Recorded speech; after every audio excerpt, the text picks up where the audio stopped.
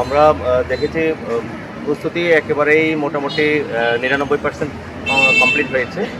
বাকিটুকু আজকে রাতের মধ্যে এটা হয়ে যাবে আর কি। তো আমরা আশা করছি এখানে ভ্যানের ব্যবস্থা করা হয়েছে এবং সিসিটিভির ব্যবস্থা করা হয়েছে। এখানে এই মূল ঈদগাহ ছাড়িয়ে এর রাস্তার মধ্যেও কিন্তু জামাতটা এক্সটেন্ড করতে পারে বা বরাবর যেটা হয়েছে আর কি সেভাবে এবারেও হতে পারে। সেখানে আমরা ছাউনির ব্যবস্থা করেছি। এটা আমাদের কাছে ভালো লেগেছে আর কি, যে আমরা মোটামুটি স্যাটিসফাই এই বিষয়টা নিয়ে। তো আশা করি পটুয়াখালীবাসী প্রথম ঈদ জামাতটি যে আগামীকালকের ঈদ জামাতটি এটা সুন্দর সুসম্পন্নভাবে নিরাপদে এটি আদায় করতে পারবেন, সম্পন্ন করতে পারবেন। ধন্যবাদ আপনাকে।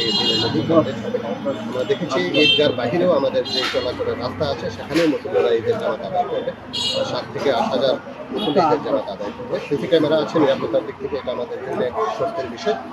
এখানে ট্রাফিক ম্যানেজমেন্টের জন্য আমাদের পর্যাপ্ত ট্রাফিক পুলিশ থাকে। এখন পর্যন্ত আমাদের ঈদ জামাত নিয়ে নিরাপত্তার যেই সংখ্যা নেই, বরং আমরা প্রত্যাশা করছি অত্যন্ত নিরাপদে আনন্দঘন মুহূর্তে আনন্দঘন পরিবেশে আমাদের ঈদ জামাত অনুষ্ঠিত হবে। বরাবরই আমরা সকল মুসল্লিদের, সম্মানিত মুসল্লিদেরকে অনুরোধ করি ঈদের জামাতে যাতে করে তারা অতিরিক্ত পোটলা, ব্যাগ এরকম কোনো কিছু নিয়ে না আসেন। তারা শুধুমাত্র জায়নামাজ এবং জামাতের জন্য প্রয়োজনীয় জিনিসপত্র নিয়ে আসবেন, অন্য কোনো কিছু নিয়ে আসবেন না। তাদেরকে ঈদের শুভেচ্ছা এবং আমাদের পুলিশ বাহিনী মোতায়েন থাকবে নিরাপত্তার জন্য।